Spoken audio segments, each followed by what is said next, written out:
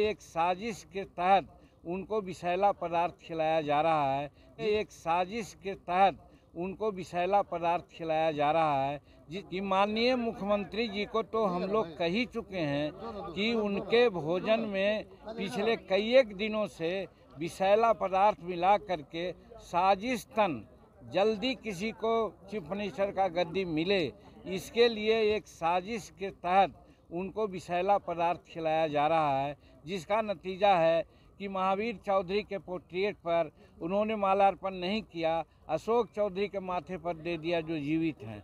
उसी प्रकार से महिलाओं के बारे में क्या क्या न कहा, आज हिंदुस्तान नहीं संसार वाकिफ हो चुका है। और फिर कल जो हमारे साथ तुम ताम की बात की, भाषा की, हम कहा था कि संस्कार उनका लगता है कि गिर गया है जो ऐसा बोलते हैं। आज एक नई बात कहना चाहते हैं आपसे, आज आपसे बात करना चाहते हैं कि विधानसभा का कस्टोडियन माननीय अध्यक्ष हुआ करते हैं।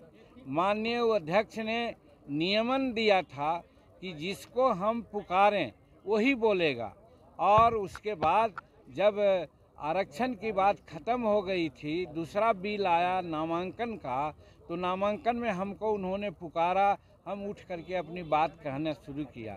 इसी समय नीतीश कुमार आगे आ गए, टपक गए। माननीय अध्यक्ष जी को चाहिए था नीतीश कुमार जी को रोकना। नीतीश कुमार मुख्यमंत्री के साथ साथ सदन के नेता हैं। जब नियमन जो अध्यक्ष का होता है वो नहीं पालन करेंगे तो अन्य सदस्यों से क्या अपेक्षा वो रखते हैं।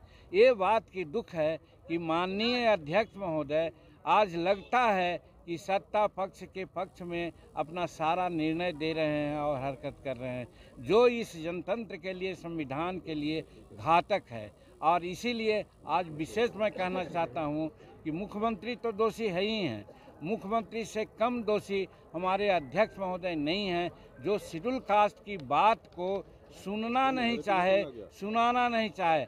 हम क्या कह रहे थे, वो लोग कहना चाहते हैं कि आरक्षण का बिल का हम लोग विरोध करते हैं। कतई नहीं, हमारे एनडीए के साथी लोग बढ़ चढ़ करके ये कहा कि हम समर्थन नहीं बल्कि सर्वसम्मति से इसको पारित किया जाए, और बाद में उन्होंने घोषणा की। तो जहाँ तक आरक्षण का सवाल था उस पर कोई टीका टिप्पणी नहीं थी। हम सिर्फ यही कह रहे थे आरक्षण का क्वांटम आप बढ़ा दीजिए।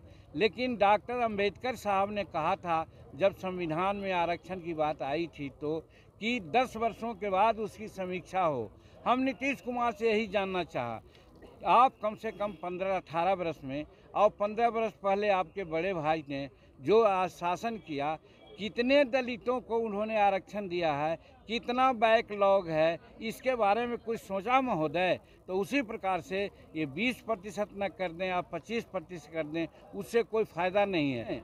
दुख कहते हुए हो रहा है। हम तो समझते हैं कि सत्ता पक्ष के लोगों को शर्म आनी चाहिए, इसलिए आप बढ़ाए हैं तो ठीक है, लेकिन आप समीक्षा कीजिए। इसी पर मुख्यमंत्री बहुत अनाप शनाप बोले, जो आपके सामने कल हमने कहा है।